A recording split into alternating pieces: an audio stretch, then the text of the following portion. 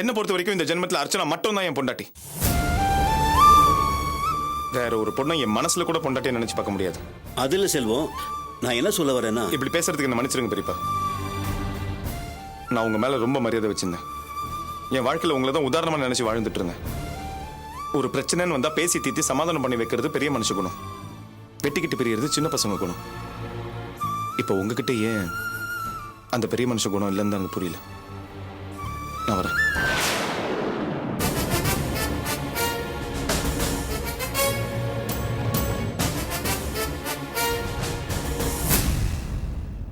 நீங்க இப்படி பண்ணிட்டு வருவீங்கன்னு நான் கொஞ்சம் கூட எதிர்பார்க்கல மாமா. நான் போய் பேசினா சண்டை ஆயிடும். நீங்க போய் பக்குவமா பேசி எப்படியாவது பொண்ணை கூட்டிட்டு வந்துடுவீங்கன்னு எதிர்பார்த்தேன். இப்படி எடுத்தோம் கவுத்தோன்னு பண்ணிட்டு வந்துட்டீங்களே மாமா. உங்களுக்கு தெரியாது ஒன்றும் இல்லை. கல்யாணங்கிறது பட்டுன்னு கத்திரிச்சுக்க வேண்டிய விஷயமா என்ன? காலாகாலத்துக்கும் வாழ வேண்டிய உறவு இல்லையா? நீங்க கொஞ்சம் பொறுமையா நடந்திருக்க வேண்டாமா? பொறுமை பத்தி நீ பேசுறியா? இன்னைக்கு இவ்வளவு பேசுற நீ, அப்ப எதுக்காக செல்வத்துக்கு 2ஆம் கல்யாணத்துக்கு முயற்சி பண்ற? நீ 2ஆம் கல்யாணத்துக்கு பொண்ணு பார்த்ததுனால தானே அங்க போய் அப்படி பேசி வந்த நானு. என்ன மாமா நீங்க பொண்ணு பார்த்தேங்கிறதுக்காக செல்வத்துக்கு நாளைக்கேவா கல்யாணம் பண்ணி வைக்க போறேன்? ஒருவேளை பொண்ணு வீட்டுல பொண்ணை அனுப்பாமையே இருந்துட்டாங்கன்னா நம்ம பையனை இப்படியே பிரம்மச்சாரியா வச்சிருக்க முடியுமா? அவனுக்கு ஒரு நல்ல வாழ்க்கை அமைச்சு கொடுக்கணுங்கிறதுக்காக தான் பொண்ணு பார்த்தேன். அத போய் நீங்க தப்பா எடுத்துட்டீங்களே. பாக்கியம், இப்போ ஒண்ணும் கெட்டு போகல. நாளைக்கு அவங்க பொண்ணு அனுப்பிச்சு வச்சாங்கன்னா செல்வம் ஆசைப்பட்டபடி அர்ச்சனாவோட குடும்பம் நடத்தட்டும். இல்ல தாலியை கட்டி கொடுத்துட்டாங்கன்னா நீ ஆசைப்பட்ட மாதிரி அவனுக்கு 2ஆம் கல்யாணம் பண்ணி வை. மொத்தத்துல பொண்ணு வீட்டுல எந்த முடிவு எடுத்தாலும் அது உனக்கு சந்தோஷமா தானே இருக்கும். நீ நினைச்சது நடக்கணும்னு தான் நான் பொண்ணு வீட்டுல போய் அப்படி பேசிட்டு வந்தேன். பார்க்கலாம் நாளைக்கு அவங்க என்ன முடிவெடுக்கிறாங்கன்னு. அதை பொறுத்துதான் நாம ஏதாவது ஒரு முடிவு எடுக்க முடியும். வர்றேன்.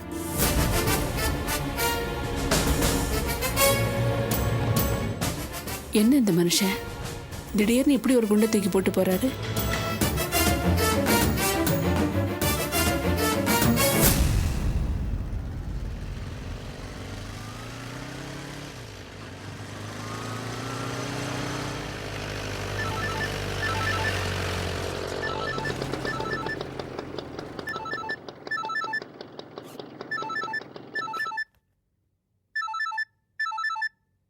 ஹலோ,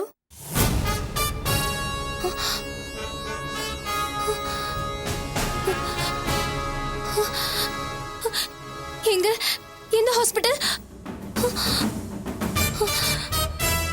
சரி, நான் உடனே வரேன். ஓகே.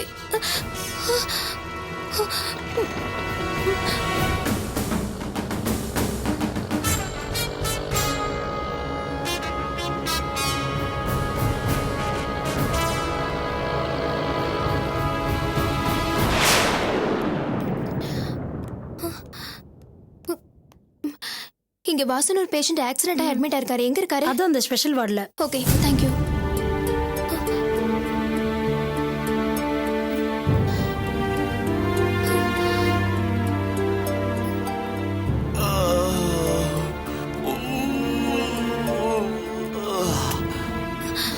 வாசு,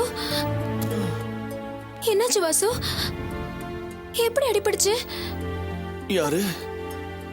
ஐயோ, ரேவதியா? ரேவதி, நீ எதுக்காகமா இங்க வந்த? ஏண்டா, நான் தான் எனக்கு அடிப்பட்ட விஷயத்த ரேவதி கிட்ட சொல்லாதீங்கடான்னு சொன்னேன்ல. ஏண்டா சொன்னீங்க? அம்மா, முடியலையே. அம்மா, ரேவதியை பார்க்க கூடாதுன்னு ஒரு வைராக்கியத்தோட இருந்தனே. என் வைராக்கியத்தையே கெடுத்துட்டீங்களடா பாவீங்களா. இல்லடா மச்சான், நீ இப்படி அடிபட்டு கிடக்கும்போது எப்படா ரேவதி கிட்ட சொல்லாம இருக்க முடியும்? நாளை பின்ன விஷயம் தெரிஞ்சு ரேவதி எங்க கிட்ட சண்டைக்கு வந்தா நாங்க என்னடா பண்றது? டேய், உன் கால் உடைஞ்சிருக்க நேரத்துல வைராக்கியமான முக்கியம். ஆமா வாசு, எப்படி நடந்துச்சு? அது ட்ரைசைக்கிள் நிறைய வாட்டர் கேன் ஏத்திக்கிட்டு கஷ்டப்பட்டு மிதிச்சு போய்கிட்டு இருந்தேன். அப்போ எதிரில ஒரு தண்ணி லாரி வந்து மோதிடுச்சு. அம்மா, ஜஸ்ட் மிஸ் ரேவதி. இல்லனா என்ன உயிரோடவே பாத்திருக்க முடியாது ரேவதி, பாத்திருக்க முடியாது. உழைச்சு முன்னுக்கு வந்து சொந்த கால்ல நிக்கணும்னு நீ சொன்ன. இப்ப என் கால்லயே சுயமா நிக்க முடியாத நிலைமைக்கு ஆளாயிட்டனே. பயப்படாத வாசு, உனக்கு ஒண்ணும் ஆகாது. எக்ஸ்ரே எடுத்தாங்களா, ஸ்கேன் எடுத்தாங்களா, டாக்டர் என்ன சொன்னாரு? எல்லாம் பண்ணிட்டோம். எலும்பு நொறுங்கி போச்சான். எழுந்து நடக்கிறதே கஷ்டங்கிறார் டாக்டர். வாசு, உனக்கா இந்த நிலைமை? ஏ வாசு, நீ கொஞ்சம் பார்த்து வண்டி ஓட்டிருக்கலாம்ல. எல்லாம் உங்களாலதான். நீங்க தான் அவனை பார்க்க கூடாது, பேசக்கூடாதுன்னு சொல்லிட்டீங்களாமே. அந்த ஃபீலிங்லயே வண்டி ஓட்டிட்டு போனா அதான் ஆக்சிடென்ட் ஆயிடுச்சு. டேய் சும்மா இருடா. நீ சும்மா இரு மச்சி. நடந்தது என்னன்னு ரேவதிக்கு தெரிய வேணாமா? ஐயோ ரேவதி, பசங்க என் மேல இருக்கிற பாசத்துல ஏதோ வளர்றாங்க. நீ மனசை போட்டு குழப்பிக்காத. பரவாயில்ல வாசு, நீ ஒன்னும் கவலைப்படாத. இந்த ஹாஸ்பிட்டல்ல முடியலனாலும் பரவாயில்ல, இதை விட பெரிய ஹாஸ்பிட்டல்ல வச்சு உன் காலை சரி பண்ணிடுவேன். எவ்வளவு செலவானாலும் பரவாயில்ல. நான் சீஃப் டாக்டரை போய் பார்த்துட்டு வரேன். சரி.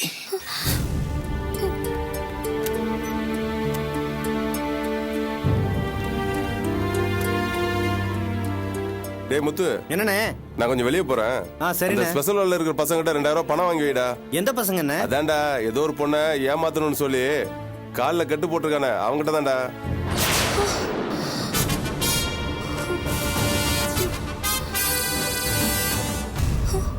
டேய் டாக்டருக்கு தெரியாம அந்த பசங்களுக்கு ரூம் போட்டு கொடுத்துருக்கேன்டா. அந்த பொண்ணை ஏமாத்துற மாதிரி நம்மளை ஏமாத்திட்டு போறானே, கொஞ்சம் கவனம் பாத்துக்கண்ணா. சரிண்ணே.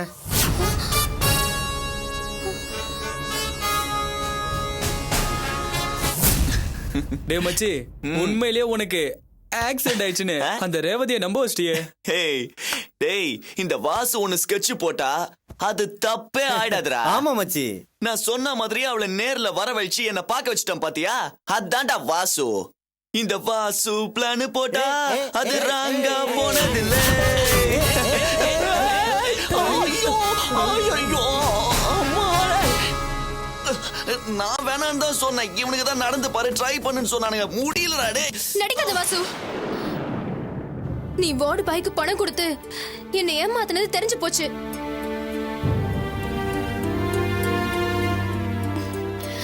You fraud rascal. உனக்கு கொஞ்சம் கூட வைராக்கியமே இல்ல. டிராமா போட்டு என்ன பார்க்க வர வச்சிருக்கிற. உனக்கு அடிபட்டுச்சுன்னு எப்படி துடிச்சு போய் பார்க்க வந்தேன்னு தெரியுமா உனக்கு? ச்சே, நீ இவ்ளோ பெரிய அயோக்கிய நடப்பேன்னு நான் கொஞ்சம் கூட எதிர்பார்க்கல. ரேவதி ப்ளீஸ் ரேவதி, என்னால உன்னை பார்க்காம இருக்க முடியல. அதனாலதான் இப்படி எல்லாம் தப்பு பண்ணிட்டேன். ப்ளீஸ் ரேவதி, என்ன மன்னிச்சிடு ரேவதி. உன்னை பார்த்தாலே அருவருப்பா இருக்கு. உனக்கு காதல் மேலே நம்பிக்கை இல்ல, காதலிக்கிற பொண்ணு மேலே நம்பிக்கை இல்ல. உன்னை போய் காதலிச்சதுக்காக நான் வெட்கப்படுறேன். இதுதான் நம்மளோட கடைசி சந்திப்பு. காதல்னா ஒருத்தர் மேல ஒருத்தர் வச்சிருக்கிற நம்பிக்கை தான். அந்த நம்பிக்கையை உன்னால காப்பாத்த முடியல. நீ இன்னும் மாறல, பழைய வாசுவாதான் இருக்க. இப்படிப்பட்ட உன்னோட காதல் எனக்கு தேவையே இல்ல. Good bye. ரேவதி நில்லு ரேவதி, இந்த ஐடியாலாம் இவனுக்கு தான் கொடுத்தானுங்க. ரேவதி ரேவதி ரேவதி ரேவதி ரேவதி. ஐயோ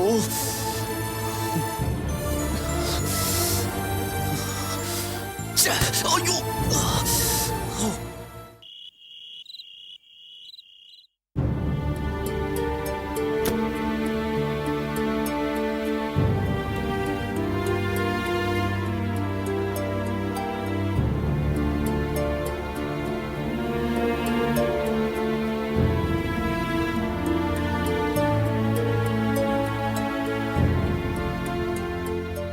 என்ன சிவகாமி, இன்னும் உட்காந்துக்கிட்டு இருக்க? தூக்கம் வரலையா? என்னடா இவ்வளோ நாளா இல்லாம இந்த மனுஷன் இன்னைக்கு நேருக்கு நேரா வந்து பேசுறான்னு பாக்குறியா? என்ன சிவகாமி, பதிலே சொல்ல மாட்டேங்கிற? அதான் அந்த பெரிய மனுஷன் வந்து நடந்தது எல்லாத்தையும் உங்ககிட்ட சொல்லிட்டாரே, அதுக்கப்புறமும் என் மேல இருக்கிற கோபம் உனக்கு கொஞ்சம் கூட குறையலையா? சரி, நீ பேச வேண்டாம், கோபமாவே இரு. ஆனா நான் பேச வேண்டியதை பேசித்தானே ஆகணும். நீ என்ன மன்னிக்கிறியோ இல்லையோ, ஆனா இதுவரைக்கும் நடந்த தப்புக்காக நான் உங்ககிட்ட மன்னிப்பு கேட்டே ஆகணும். என்ன மன்னிச்சிடு சிவகாமி.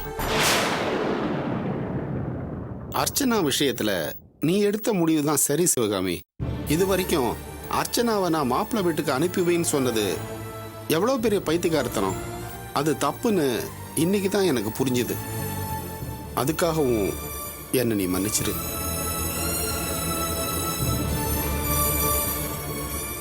மாப்பிள்ளையோட பெரியப்பா வந்து உங்க பொண்ணை எங்க வீட்டுக்கு அனுப்பி வைங்க, இல்ல எங்க பையன் கட்டின தாலியை கட்டி கொடுங்கன்னு சொன்னாரே, அது விஷயமா நீ என்ன முடிவு எடுத்திருக்க?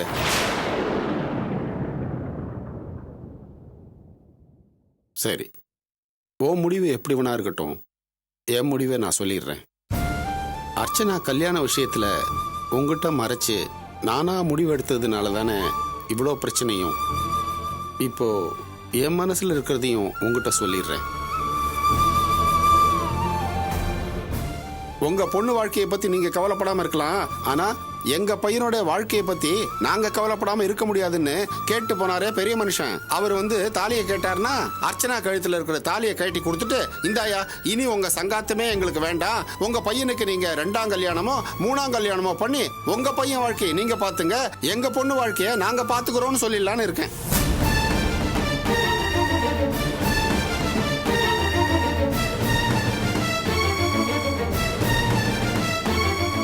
என்ன இது வரைக்கும் அர்ச்சனாவை மாப்பிள்ளை வீட்டுக்கு அனுப்பி வைன்னு சொன்னவன் இன்னைக்கு தாலியை கட்டி கொடுன்னு சொல்ற முடிவுக்கு வந்துட்டானேன்னு பாக்குறியா?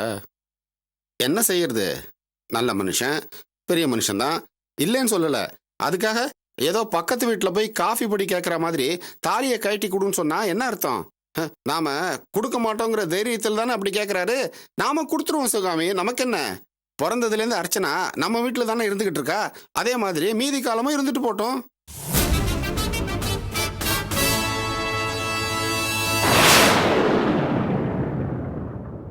அவளுக்கு என்ன 3 வேளை சாப்பாடு, கட்டிக்க துணிமணி, இதை கூடவா நம்மளால வாங்கி கொடுக்க முடியாது? அதான் அர்ச்சனாவே சொல்லிட்டாளே, நான் எப்பவும் போல இந்த வீட்டிலேயே சந்தோஷமா இருந்துட்டு போறேன் பான்னு. என்ன புதுசா தாலின்னு நம்ம கழுத்துல தொங்கிக்கிட்டு இருக்கு, அதை வச்சுதானே அந்த பெரிய மனுஷன் நம்மளை எல்லாம் மிரட்டிட்டு இருக்காரு. கைட்டி கொடுத்துட்டு போயிடுவோம் சிவகாமி.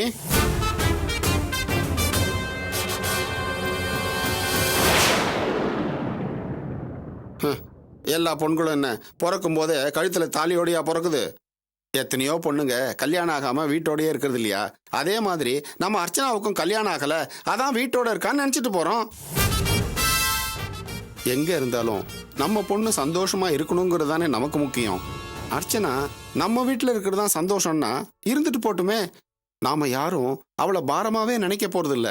நம்ம காலத்துக்கு அப்புறம் நம்ம பையன் கண்டிப்பா அவளை பாரமாவும் நினைக்க மாட்டான், சந்தோஷமா வச்சுப்பாங்கிற நம்பிக்கை எனக்கு இருக்கு சிவகாமி.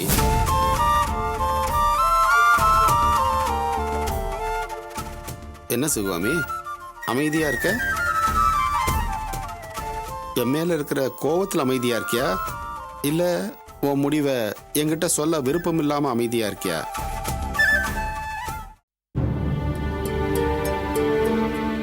நீ யோசிக்கிறத பார்த்தா ஜெயந்தி சொன்ன மாதிரி எங்க நம்ம பொண்ணு அர்ச்சனாவும் அவ ஃப்ரெண்டு கோமதி மாதிரி முடிவெடுத்துறாளோன்னு பயப்படுறியா?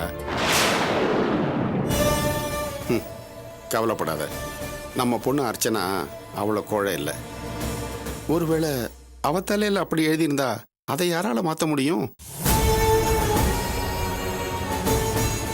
அதனால கடவுள் மேல பாரத்தை போட்டு தாலியை கட்டி கொடுத்துருவோம். அந்த பெரிய மனுஷன் வந்தாருன்னா தலையை சுத்தி தாலியை அவர் மூஞ்சிலேயே விட்டு எறிஞ்சிடலாம். இதான் என் முடிவு. நீ என்ன சொல்ற?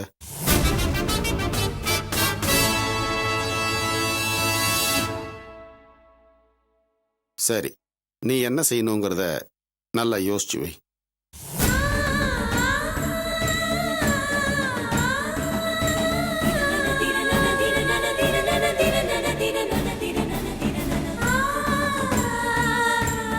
சிவகாமி, அர்ச்சனா கல்யாண விஷயத்துல நீ ஆசைப்பட்டதெல்லாம் தப்புன்னு நான் சொல்ல வரல. நமக்கு மேல கடவுள் என்ன ஆசைப்பட்டாரோ அதான் நடந்திருக்கு.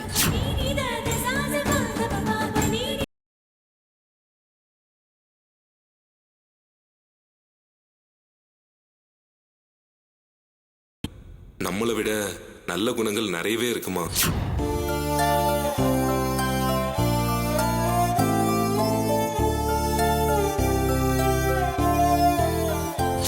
அர்ச்சனாவை செல்வத்தோட அனுப்பிப்பாரு, மகாராணி மாதிரி வச்சு காப்பாத்துவாரு.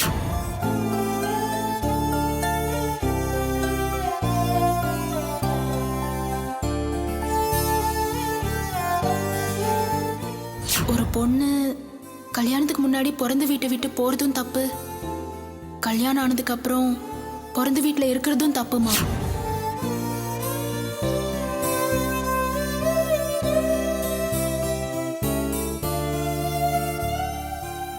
வாழாவட்டியா வீட்டுல வந்து உட்கார்ந்தவ பூவும் போட்டும் எப்படி வச்சுக்குவா?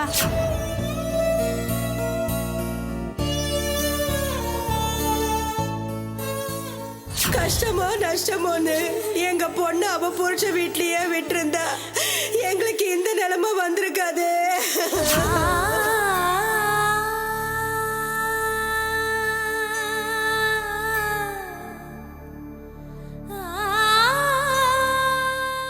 அவன் படிக்காதவன் தான், ஆனா பண்பில்லாதவன் கிடையாது. அதுவும் பொண்ணுங்க விஷயத்துல எங்க பையன் மாதிரி ஒரு கண்ணியமான பையனை நீங்க எங்கேயும் பார்க்க முடியாது. அவன் என்னை விட யோக்கியமானவன், ஒழுக்கமானவன்.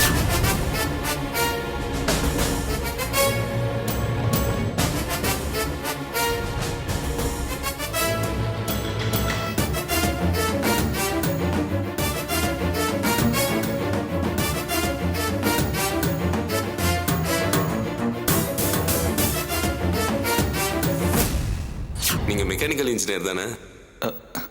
ஆமா.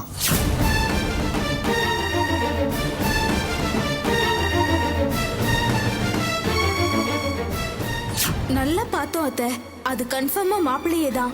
நான் கூட முதல்ல பார்க்கல, அர்ச்சனா தான் பார்த்து என்கிட்ட சொன்னா. நான் நம்பல, சந்தேகப்பட்டு ஆட்டோவை திரும்ப சொல்லி போய் பார்த்தோம். அழுக்கு பனியனோட கன்ஃபார்மா நம்ம மாப்பிள்ளையே தான் அத்தை.